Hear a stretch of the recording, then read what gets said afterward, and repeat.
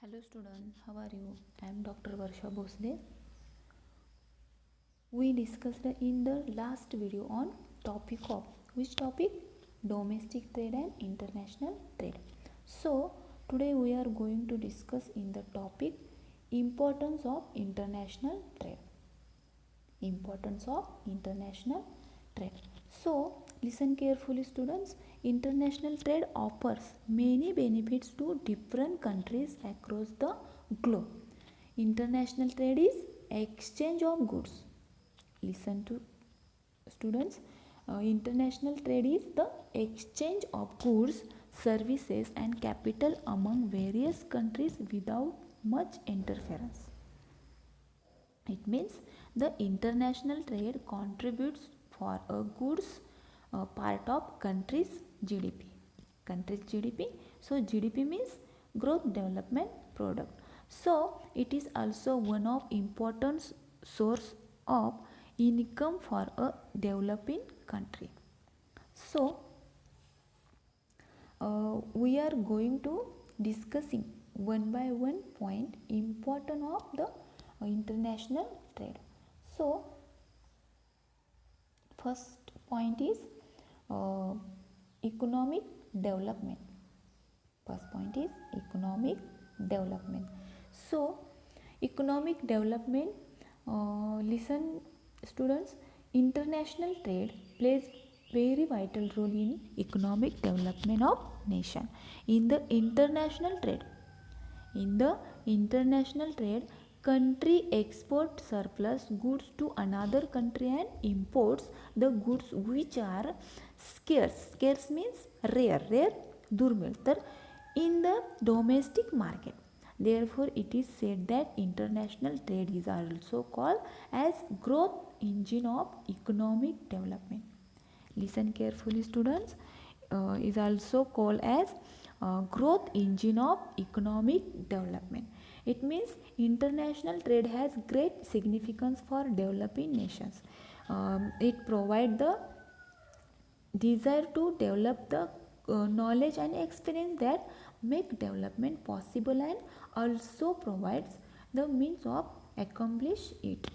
So according to Habler, the name of economist, while pointing out the significance of foreign trade in economic development state, my overall conclusion is that international trade has made a tremendous contribution to the development of developing country in the 19th and 20th century and can be expected to make a equally big contribution in the future. And he said that substantial free trade with marginal insubstantial correction and deviation vichalan is the best policy from the point of view economic development. Is that clear? Economic development. So international trade plays very vital role in the economic development of nation. So next point is foreign exchange earning. So परकीय चलनाची कमाई म्हणजे देशामध्ये परकीय व्यवहार जर करायचा असेल तर आणि किंवा तो वाढत असेल तर परकीय चलनाची कमाई ही मोठ्या प्रमाणात होत असते. It means international trade provides valuable foreign exchange which is used to eliminate the poverty and making payment of import in the international currency. Is that clear? So next point is market expansion. As demand factor increases, product in an economic increases, the international trade expands the market and promotes the producer to produce more. It means domestic market provide limited market opportunities to the producers. It means to overcome this situation, international trade provide them with the required market to sell their products. So आंतरराष्ट्रीय व्यापार हा 2 किंवा अधिक देशामध्ये चालतो हे आपल्याला माहीत आहे. त्यामुळं आंतरराष्ट्रीय व्यापारामध्ये देशांतर्गत व्यापारापेक्षा निश्चितच काय होतं, विस्तृत बाजारपेठ ही म्हणजे त्याचा विस्तृत असा स्वरूप तयार होतं. तर विस्तृत बाजारपेठेच्या उपलब्धतेमुळे आंतरराष्ट्रीय बाजारामध्ये उत्पादन प्रक्रियेला काय होते, गती मिळते किंवा वेग प्राप्त होतो. So next point is increase in investment. So international trade increases the investors to increase the investment to produce more goods. Listen carefully students. So the rate of investment increases. As the rate of investment increases, it means the products also increases, which helps the economy to grow at rapid pace. In addition, the local investment international trade provide incentive for the foreign investors to invest in those countries where there is a scarcity of funds. म्हणजे टंचाई, फंडाची जी काही टंचाई भासते ती. म्हणजे देशामध्ये भांडवलात वाढ होऊ लागली की आर्थिक विकास वाढण्यास मदत होते. कशामुळे? आंतरराष्ट्रीय व्यापारामुळे. तर next point is increases in national income. So international trade increases the production in an economy, and hence the national income of the country also increases. So it can be said that increases in international trade is directly proportional to the growth in national income. म्हणजे सांगायचं तात्पर्य की आंतरराष्ट्रीय व्यापाराचे मुख्य उद्दिष्ट काय असतं की आर्थिक संपन्नता प्राप्त करणे आणि देशांतर्गत उद्योगांना जागतिक स्तरावर स्पर्धेत टिकून ठेवणे हे एक मेन उद्दिष्ट असते. तर आंतरराष्ट्रीय व्यापारामुळे राष्ट्रीय उत्पन्नात जी काही वाढ होण्यास सहाय्य होते किंवा मदत होते ती आंतरराष्ट्रीय व्यापारामुळे आयात शुल्कावरील निर्बंध कमी करण्यास प्रोत्साहन मिळते. म्हणजे आंतरराष्ट्रीय व्यापारामुळे विकसनशील राष्ट्रांना विकसित राष्ट्राकडून कच्चा माल आणि भांडवल मिळत असते आणि आंतरराष्ट्रीय व्यापारामुळं उत्पादन घटकावर येणाऱ्या कमी खर्चामुळे किंवा अल्प खर्चामुळे उत्पादन वाढीच्या प्रक्रियेसही काय होते, गतिशीलता प्राप्त होते. So next point is decrease in unemployment. So with the increase the demand of goods, domestic resources are fully utilized.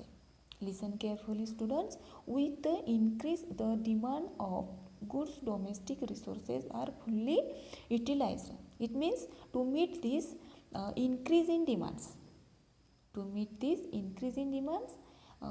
More jobs are created, which reduce the unemployment in the economy. So stable employment rate is good indicator of economy. म्हणजे आंतरराष्ट्रीय व्यापारामार्फत जे काय उत्पादन घटकाचे एका देशातून दुसऱ्या देशामध्ये जर सहज स्थलांतर झालं तर आंतरराष्ट्रीय व्यापारात श्रम आणि भांडवल यांचं उत्पादन घटकाच्या गतिशीलतेत काय होतं, वाढ होते आणि एकूण देशामध्ये एकूण रोजगार पातळीत वाढ होते. म्हणजे बेकारी घटत जाते आणि त्याचा परिणाम लोकांच्या आर्थिक स्तरावर होतो. म्हणजे त्यांचं उत्पन्न वाढतं, उत्पन्न वाढले की देशाचा आर्थिक विकास होतो. आणि कशामुळे होतं की आंतरराष्ट्रीय व्यापारामुळे देशातील होणाऱ्या निर्यातीत वाढ झाल्यामुळे देशात प्राप्त होणाऱ्या परकीय चलनात सुद्धा वाढ होते. म्हणजेच या सगळ्यांचा परिणाम कशामुळं, म्हणजे महत्त्वाचं की आंतरराष्ट्रीय व्यापार. So next point is price stability. So international trade helps to bring stability in price level of goods. All those goods which are short and prices of which are increases can be imported, and those goods which are surplus can be exported to the countries where they are short. It means this operation in the economy stop fluctuation in prices of goods in the domestic market. विद्यार्थ्यांनो इथं सांगायचं तात्पर्य असे की आंतरराष्ट्रीय व्यापारामुळे देशांतर्गत किंमत पातळीत स्थैर्यता निर्माण होते आणि एखाद्या विशिष्ट वस्तूची मागणी वाढल्यामुळे संबंधित वस्तूचा जो काही तुटवडा निर्माण झाला असेल तर मागणी आणि पुरवठ्यामध्ये काय होतो, असमतोल निर्माण होते आणि किंमत पातळीत अस्थैर्य निर्माण होतं. याचा परिणाम काय होतो, किंमत पातळीत अस्थैर्य निर्माण होतो. मात्र आंतरराष्ट्रीय व्यापारामुळे तुटवडा निर्माण झाला तरी वस्तूंची अन्य देशातून आयात करून मागणी आणि पुरवठ्याचे संतुलन राखता येते. म्हणजे अंतर्गत देशामध्ये तुटवडा निर्माण झाल्यास अस्थैर्य किमती निर्माण होतात.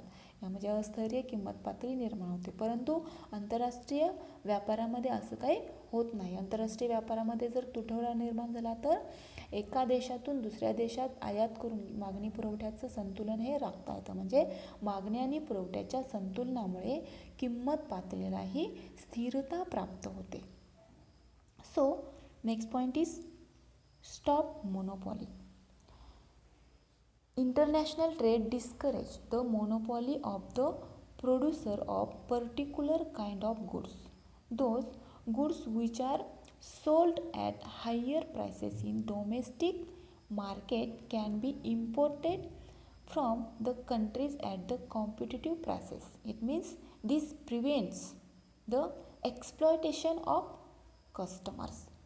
So एक मक्तेदारीला जो काय आपण आळा घालत असतो, मक्तेदारीला काय करत असतो आपण, इथं आळा घालतो. म्हणजे मक्तेदारीचं जे नियंत्रण असतं हे आंतरराष्ट्रीय व्यापारामुळं उत्पादकतेत स्पर्धा निर्माण होते आणि प्रत्येक उत्पादक टिकून राहण्यासाठी स्वतःच्या उत्पादनाचा दर्जा उंचवण्यासाठी प्रयत्न करत असतो आणि त्यामुळं विशिष्ट वस्तूची मक्तेदारी ही काय होते, निर्माण होते.